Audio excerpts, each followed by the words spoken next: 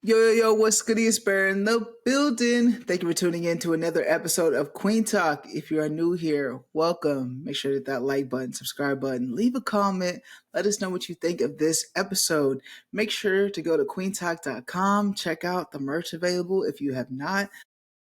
Yeah, we got a great guest today, you guys. We got a musician based out of Wichita, Kansas, known for the smooth R&B feel with the soulful storytelling. We got Kam Kozart. Kam, welcome to Queen Talk. How's it going? Thanks for having me. Yeah, man, I'm glad to have you. You guys gotta understand. When I see queer people of color in the building now in spaces, I like automatically just like, what's up, man? No, It's for like an real. instant connection right there. And that's just what I did. I seen you and we were talking at a panel at a high Yeah, school. And yeah, dude, I've seen you around all the time. I didn't even know you were part of the community though. What's yeah, up? for sure. No, that was dope. I'm glad we met through that. That was a cool experience that we had up there at the was that East High School. Mm-hmm. Yeah, And did you go to East High? Is that what you yeah, said? yeah. I did. I was a huge band nerd. So the band teacher's kid was like is like the president of the what is it, GSA GSA? or Yeah. yeah, GSA. And so they invited me to come speak up there, and so I got to rekindle with the band teacher too, and so that was fun. That was cool. Yeah. So you've been a musician like early on then. You've been in the game for a while. Yeah, my whole life pretty much. Both my parents are musicians. My dad is a drummer. Um, he's had like a band growing up, so I would like play with them a lot when I was a Okay. kid. And then my mom, she was like a great like cello player, in school and stuff. So they just bonded through music, and then I was a part of that too. That's Yeah, awesome that like your family like incorporated that in your life too and like you got to experience that. My yeah. dad was a musician too, but I didn't like play with it like I did but as I got older, but not to like learn or anything. Do you Hmm. read music and everything too? Like your family knows how to read music? My dad didn't know how to read music. He just all by ear, he just played it. Yeah, so kinda. I'm a little rusty. Like I mostly play by ear. That's how I enjoy to play music mostly. But definitely like, like in school reading music, my dad would always have like little like drum books with like the little rhythms on it and stuff. So yeah, he taught me the basics of how to read it and stuff. So yeah. Yeah, that's dope.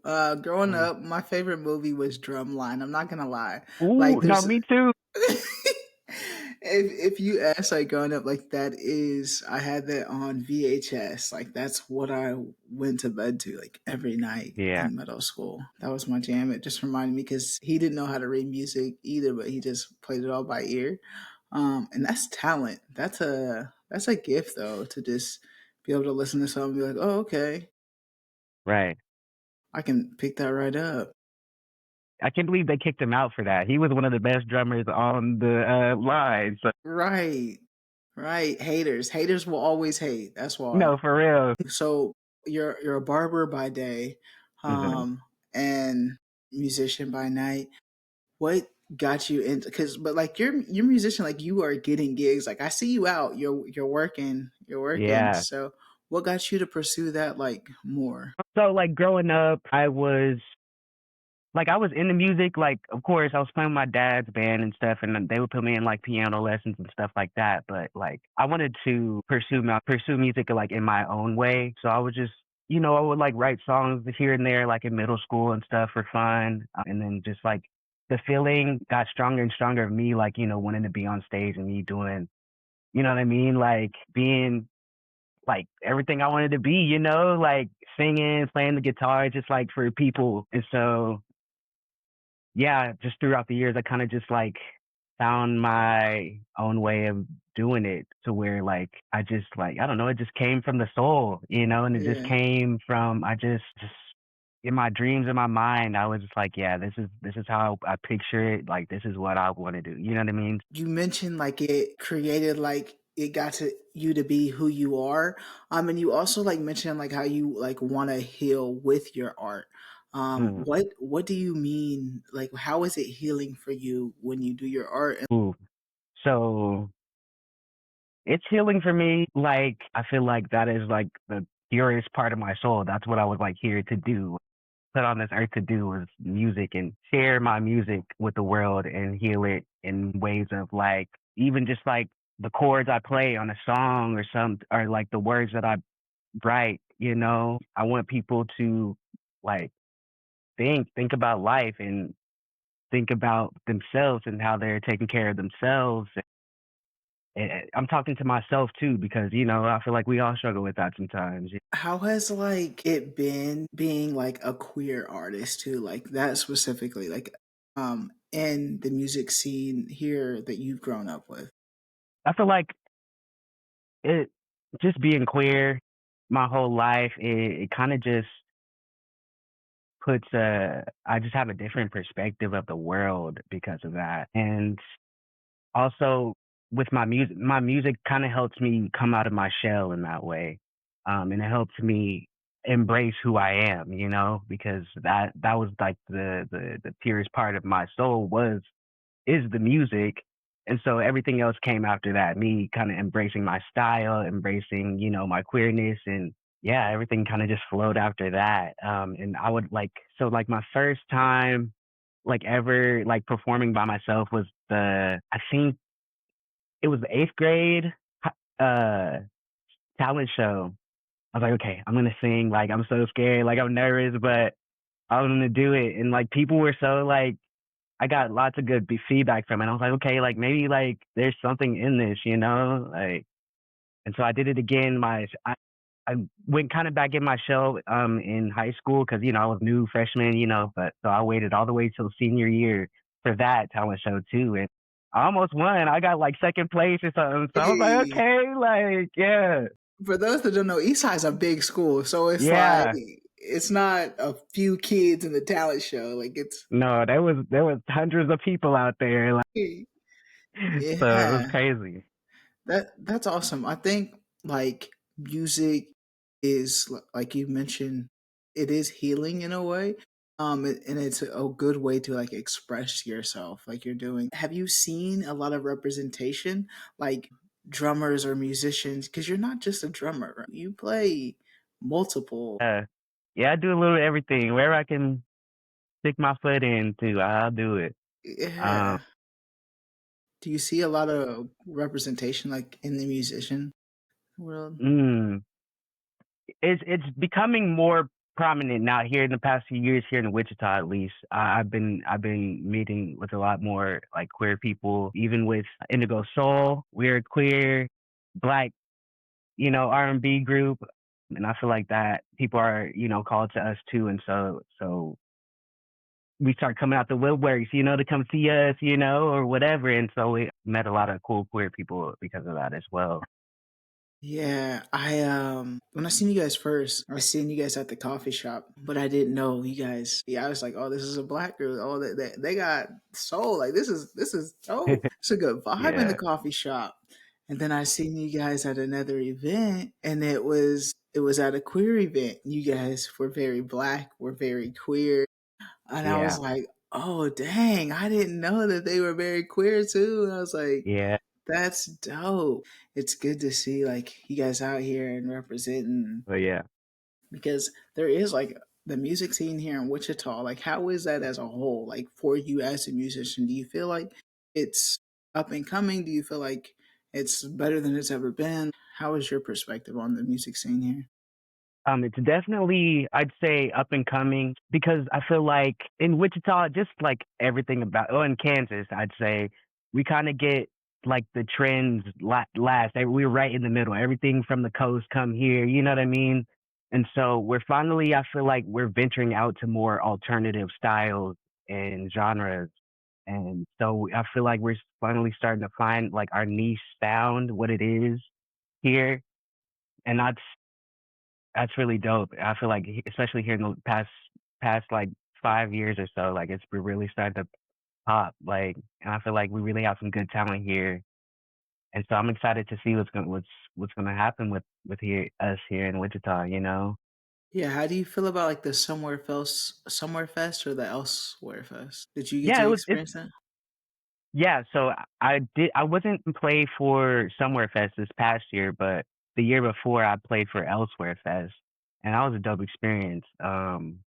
and I love how they're embracing all types of the physical media and the musicians and bringing that to light, just like on the streets of Wichita. Like I still see like the graffiti art downtown that was from the fest, and they kept it up. I thought they were gonna take everything down after the fest, and so that's one thing I really love about like different cities because I've been doing a lot of traveling this year for music as well. So like when I see cities with like street art and like you can feel the culture in on the streets, just walking down. So I feel like Wichita, we're starting to like have that pop out more and starting to embrace that. So I really think that's really dope. Yeah, it really is. It's good to see. Like you said, Wichita is always just a little behind, but Yeah. not a little behind. But before we know it, I feel like it's gonna be like, man, every time something a little bit change, people feel away. Like, the paid Hmm. parking, for example. Right. Yeah. That's like when we start becoming like a city, I don't think Wichita's not ready for that mentally. Do you feel like we get a lot of like artists to come to town? How do you feel about like I feel like Wichita doesn't get that many artists that I listen to come to like do a Yeah. concert and whatnot. I feel No. like that's still lacking, but Yeah, for sure. I mean, honestly, there's more artists I listen to that come to Lawrence than hmm than come to Wichita, and I'm like, we got interest, we got a few places to like, come on, like what? right, So yeah. You're not lying though. Lawrence does get a lot of good artists yeah, that come through. You mentioned that you travel and whatnot. Now you're going uh, around to different cities, huh? yeah, a little bit. I'm in a few different bands here in Wichita too, so I'm not yet traveling with my solo stuff, but I'm in a band called Keo and them, and so we've been doing a lot of out of town shows. That's been really exciting and really really fun. Like I've never traveled for music like that before, and so it's been really dope doing that. What has that the demographic been when you guys go to these places? Very queer. It's been a good demographic for us. Actually, I've been surprised. I'm like, wow, like we played at like this coffee shop, this queer coffee shop in St. Joe, Nebraska, or something like that, and it was super dope. There was like a drag show before we played. I Oh, think that was fun. That was super fun. It's honestly a little bit of everything because it's different every city we play, but it's a lot of like the people in those music scenes of that city that we go to, and so we get to connect with a lot more artists and make more connections that way too. that's awesome. Where people can find you? Hmm. So for the band I'm in, Keo and them, Indigo Soul, we always have gigs. We play a lot at like local flavor. We play a lot at Brickyard, and then there's this. We just played at this new coffee shop called Riverside Bohemian. They used to be our coffee house. Yeah, Um, yeah. You we guys just were at played the it. grand opening there? Yeah, we played at the grand opening. That was super dope. I really like the vibes in there. Super cozy. Yeah, very just warm vibes in there. Yeah. Yeah, if you guys need to book somebody, you guys want to book a musician, you definitely should hit up Cam. Like it's good vibes. It's very relaxing. Like it's a coffee shop, but also just like it can be a festival vibe too. It's like Exactly. you guys have a wide range of like audience. Yeah, for sure. And then yeah, as for me and my solo stuff, yeah, I released an EP in April, and so that's been fun. I've done a few shows here and there, but I've been really busy with doing a lot of live performances with my bands and stuff. And so you can find that everywhere. It's called The Line by Kam Kozart. It's on Spotify, Apple Music, YouTube, anywhere you listen to music. And then yeah, I finally got back in the studio, so I've been starting to record some new stuff as well. Awesome, awesome. I love that. I think it's dope that like you put the art out too. It's one thing because you can hoard the art, not share it with Yeah, anybody, and then people wouldn't get to see like the representation. Like I said, when I seen you guys and you guys were like, I'm very black, I'm very queer. I was like, dude, these are my people. Out of everyone, like when you look into that space, there wasn't a lot of us that look like us in that space. So Mhm. it's like, I think it's important here, especially in Wichita, that we definitely build that community and grow together because it's like, we're here, but it's just like we're a little spaced out, Mhm. For sure. doing, and then we go to some events and then we'll see each other. We're gonna change that. But Right. but you're a barber as well. Like you're not just a Yeah. musician. That's why when you asked me for the show where I get my haircut, you was trying to take me as a client, huh? Ken? I just see where you go. Yeah, It's a lot of people are loyal to their barbers, and I respect that. I'm not trying to take yeah. nobody's, As you know people what I should mean? be. Like, Right. yeah, I having to tell my barber every time, like how I like it. Like that's not ideal. Right, right. Where do you cut at? So I cut at this shop called A Little Off the Top. It's off of like Ponty and Hillside, it's like south side of town a little bit. Okay, and you've been doing that Yeah. for a while. Yeah, I've been up there for about 3 years now. A little over 3 years. Yeah. Um, yeah, it's been good. So I enjoy it. I didn't get like a proper introduction of you, like your how you identify in the community or even your age. Yeah. You're still in your 20s. We got a youngin, guys. Yeah. Yeah, We yeah, got yeah. a I'm youngin dude. 24. I'm Yes. 24. I'm a trans man, and yeah, I I'm out here. yeah. I was like, yeah, youngin 20s man to be in the 20s again.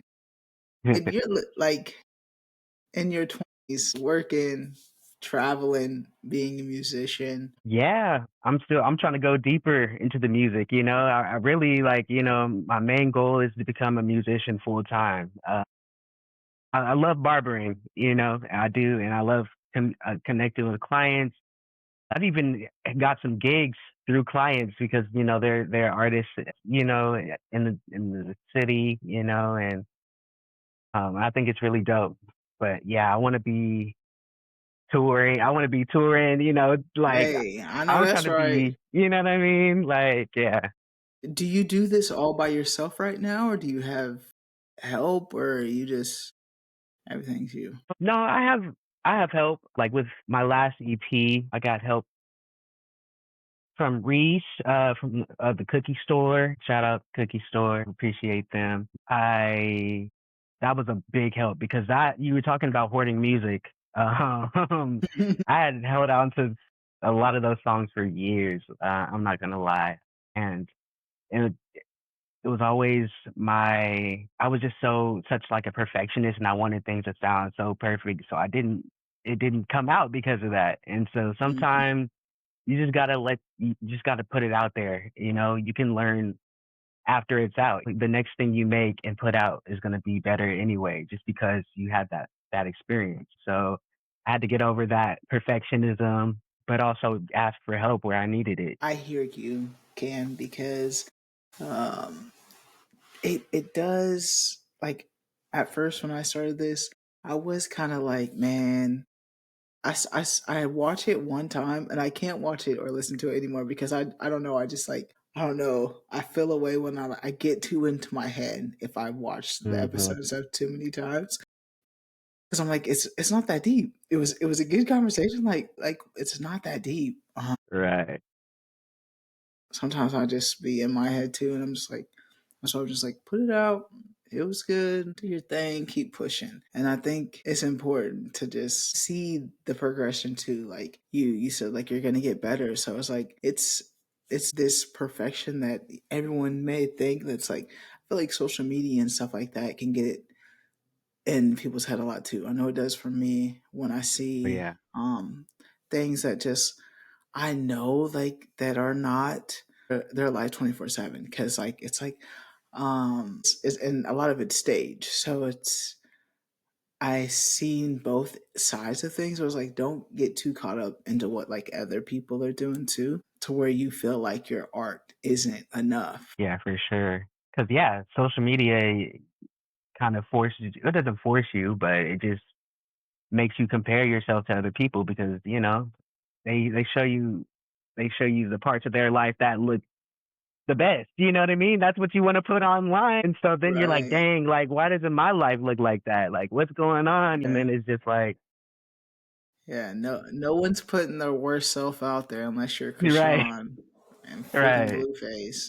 Yeah, right. No, there is. So, hey, each their own. You know what I mean? Yeah, I think yeah, it's hard to do though, like being vulnerable and stuff like that. I don't know if like in your music, do you like express um like a lot of you, or is it like, oh, I'm gonna give you a little bit, um or how do you Mm. feel about like what you share with the world in your lyrics all outside? Yeah. So I write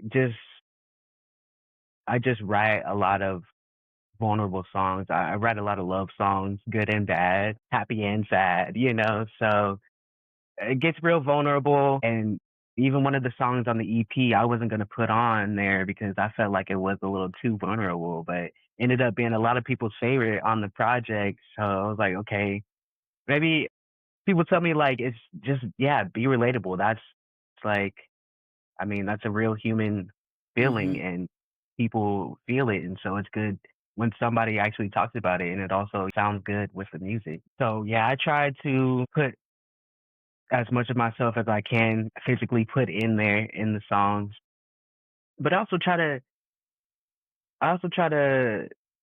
make it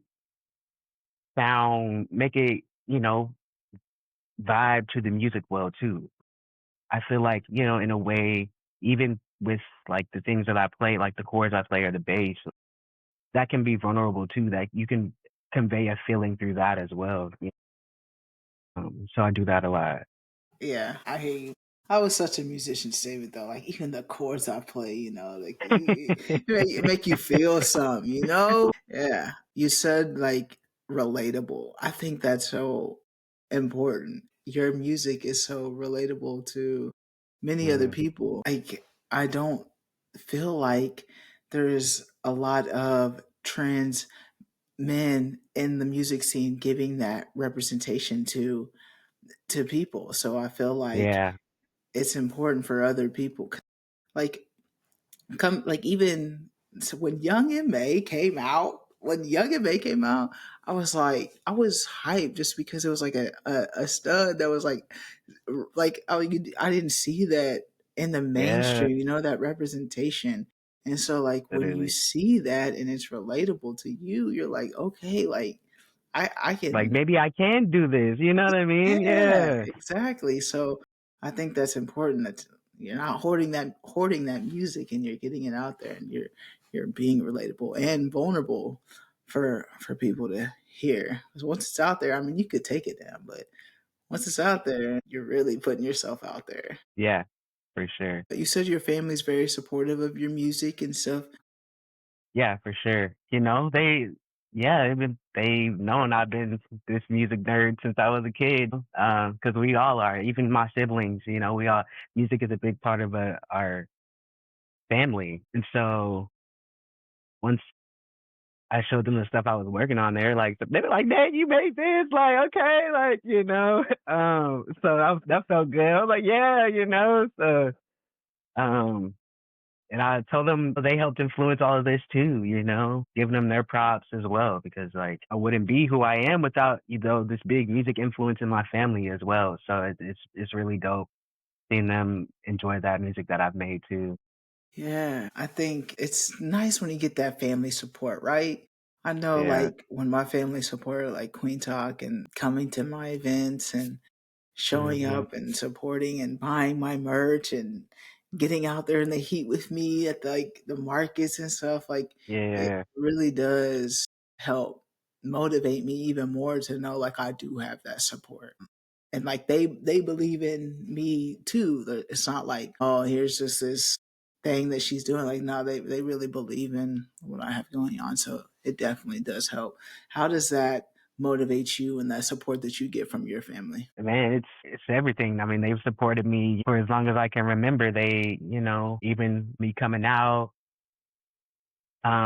it's they know who I am and they know that like I'm gonna do me regardless if I'm supported or not. Like I'm just gonna be myself. And so, I mean, they're like, this is just who you are. So we're here for it, and it's been really great. I appreciate everything. I'm glad this whole phase of my life has been even easier just because of the support of them. It does Yeah. make a world of a difference.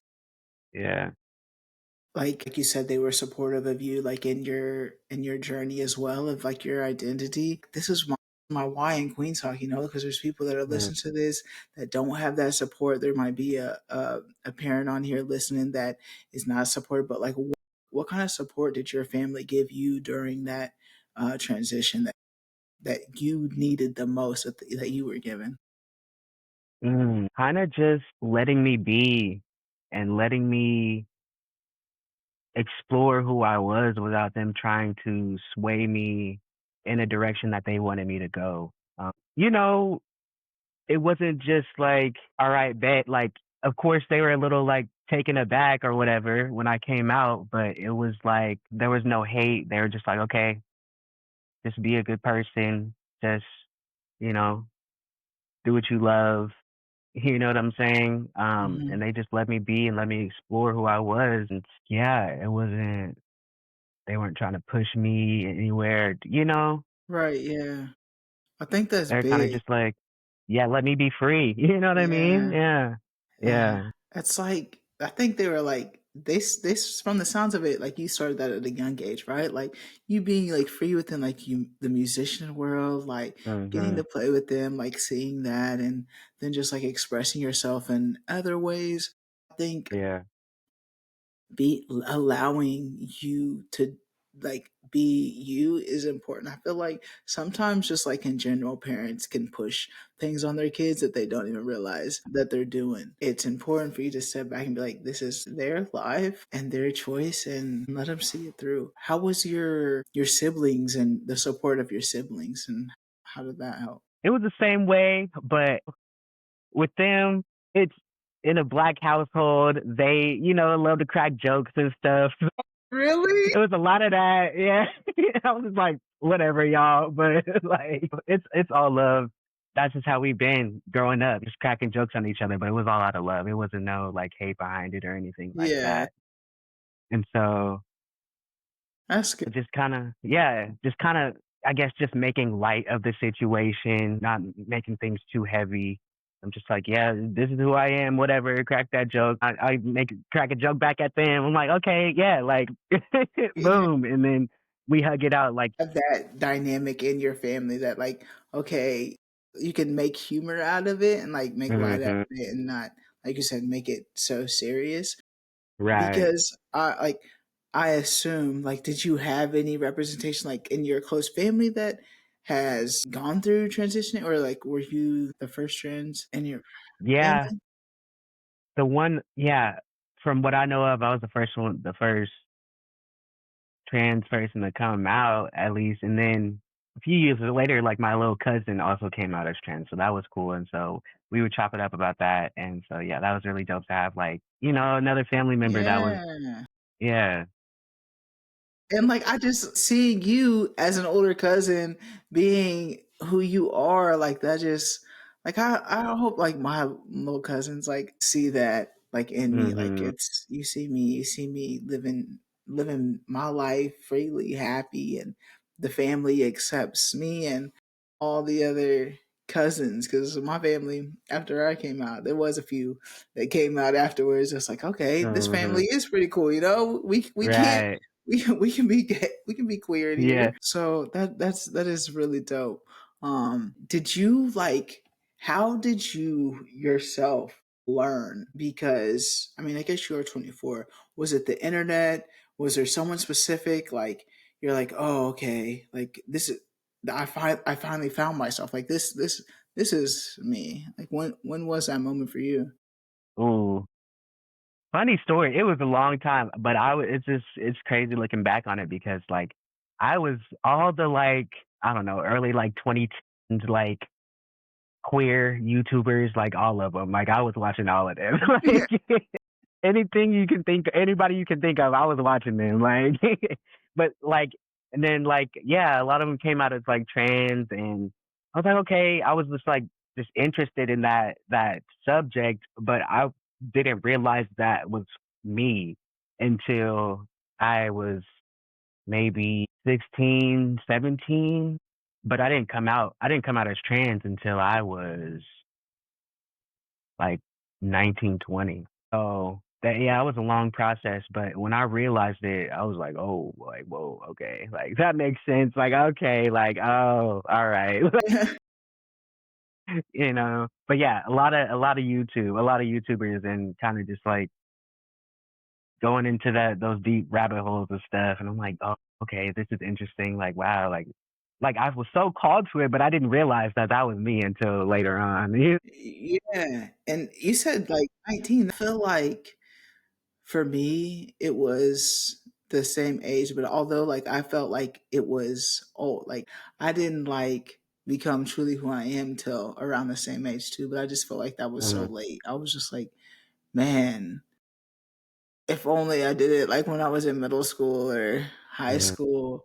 Because I mean, I did it to some circles, some people, but just like I just feel like my life would have been it would have been so different if it would yeah. have happened sooner. Were you like into women like when you were in like high school, middle school, or like were you? Yeah, for as long as I can remember, I was crushing on girls, you know what I mean? And so yeah, then I came out as like gay or queer in, I guess, probably right around the time I was realizing I was trans, but I didn't say that. Okay, So okay. came out as queer, and I had like my first girlfriend in like my senior year of high school. And that's when I started dressing more like mask and like uh coming into my style and stuff. Speaking of style in like high school, some of the stuff you ever look back on your outfits and be like, "Damn, I thought I was killing that outfit." No, for real. I was with my mom the other day, and we was just scrolling through some. I was like, "What the hell was I wearing?" God, So I know. Even like some of my college outfits, like I was just like, man, I went out to the club thinking I was just in the fit, and I'm like, well, the style was different, but I'm just like, still, like, oh no, for my real. gosh, I have to give myself the benefit of the doubt, because I'm like, okay, it was a product of its time, I guess. But like, man, yeah. I, I feel like I always wore just like oversized stuff too. It was just always like really baggy on me, and so I'm just like, mm, man, oh my gosh, I'm glad. Hopefully, I don't look at back in another 10 years like, damn, what the hell was I wearing? Man, it's crazy how no, like we do like just change and evolve, and just like we look back like, man, yeah, it's that funny, younger self. Wow, the growth. for real. We love Yeah, growth. We love yeah, growth. for sure. When you became a musician, sorry, squirrel, did you think like you were going to like be in groups like your parents, your dad was? Like, did you already have this idea like, oh, I'm going to be a part of or Well, that's how I started off. So I always had a vision of myself being like a solo artist, but I felt more comfortable in a band setting because of me growing up playing in my dad's band and stuff. So it, it took me a while to, I guess, kind of like find my voice and find myself in the solo scene, because I just felt more comfortable like backing up people and playing for people. So it's like, why don't I play for myself? Like, why, you know what I mean? But now I love both of those things. And I still feel really comfortable I love collaborating. Like, that's one of my favorite things, because I feel like a different part of my musicianship comes out when other people are around. Like, oh, I wouldn't have came up with this thing if they weren't here. You know what I mean? Mhm. Because I'm feeding off of what they have too. So it's really dope. Yeah. How did you connect with Indigo Soul? Yeah, so Kaya and I met in high school because I was playing drums for this musical. I was playing drums for Hairspray, the musical, and then they came up after the show, and I guess we had mutual friends because they went to Northwest. And so they're like, "Hey, you're friends with so and so." I'm like, "Yeah, like you do music too, bet." Like, okay. And so like that's how we met. And then we were like not hanging out, I guess, but then I guess they hit me up. They're like, "Okay, yeah, I'm starting this band called Indigo Soul." We started off as like like there was like at least 8 or 9 of us in there in the band. And so yeah, we started off like that, and then Kaya moved away to New Orleans for like 2, 3 years. And so after they came back, uh, everybody else was like already busy doing other stuff or whatever, or also moved away or something. So it just ended up being me and Kaya. And Yeah, that's all. yeah, That's all. I mean, y'all are dope. Y'all are dope. And then y'all yeah, had. I seen you guys add like Bree in there yeah, for that that, event. yeah, no, because we, we met Bree at a Pride event, and as soon as Bree started playing, I was like, "Oh yeah, no, I got." I was like, "We gotta talk to her, cause what, like, Yeah, oh yeah." So that was very. dope. That was great. Yeah, you guys are very, very talented. Is there anything like a part of your story that you're like, man, I really wanted to share that today?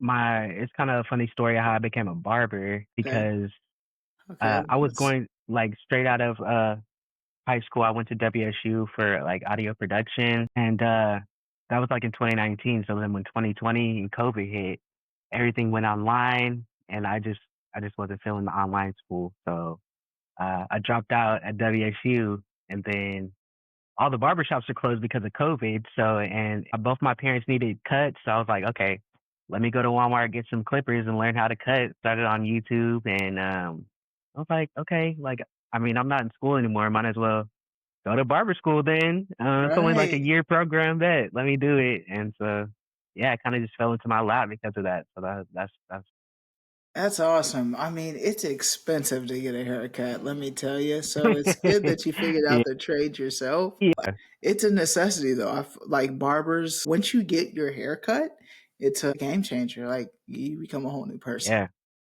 And that's why I think I chose the trade too, because like that's one thing that won't go out of style for the next, I don't even know, ever, because people are Ever. always gonna Even have when, hair, yep, you even know. during COVID, I was still getting my haircut. Like, I take Hmm. that back. Let me not lie. Let me not lie, because I was looking rough during COVID at times.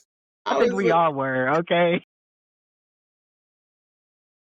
but like there were times where I did like go get cut during that time. Hmm. But yeah, you're right. Like it's something that's always needed. Always needed. People Hmm. are always gonna need a haircut. I've even tried to like I thought about like getting the clippers and learning myself because I'm like it can't be too much, right? Yeah, Yeah. But it's the line that gets me. The yeah, it's cut is hard. yeah. I don't even cut myself up because For real? yeah, it's different when you got to look at the mirror and you like, okay, let me just. I Yeah. do my beard, but that's it. Name your shop again. Yeah, a little off the top. It's off of Pawnee and Hillside. Off the top. If you need a cut, let me know. Yeah. Yeah. If you need a cut, let them know. Barber by day, musician by night. Need a musician? Hmm. Got you. But for For for real. dual, whatever you need.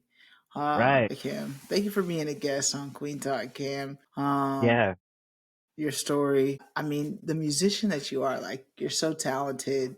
You play more than one instrument. Got music out on all platforms. You guys check that out. The EP is called The Line, and you can check that out anywhere you stream your music. If you guys want to check him out. Do so. Go Please get the do. link below. The music will be below and easy to find. Let us know what you think of this episode. I think it's important, Cam. If anything we learned, put your art out there. Try new things. You never know. One day you could just be sitting there in school, drop out, and find another Hmm. trade. You can become a musician traveling the world, traveling all over. And I think just try things and put yourself out there to be relatable. Yeah. Cam, thank you so much for being a guest. Thank you. do you have any advice that you want to give to any of the viewers, listeners on Kueen Talk? Yeah, I mean, just what you said. Sometimes I know you want your art to sound good or whatever you're working on to be good, but sometimes perfectionism gets in the way of that. So just do what calls to you, put it out there, learn as you go. Because it's always good to look back and see your progress, even with the fits that you wear, like we were talking about. Right. So you know, um, yeah, just trust Definitely. yourself and trust what calls to you. Yeah. Trust yourself and trust what calls to you. Yes. And I think like that's so important because we can get caught up into like our same routine as we do every day and just be like, okay, I'm doing this. Like, why? I go home, I do my little thing, and I wake up and do the same thing over again, just on repeat every day without trying that dream or that wish that you've always thought of. Like the fact that you've like always seen yourself as a musician and you're a musician right now, like that's what we should be going for. Like, what do I see Yeah, for myself? What do I want in life?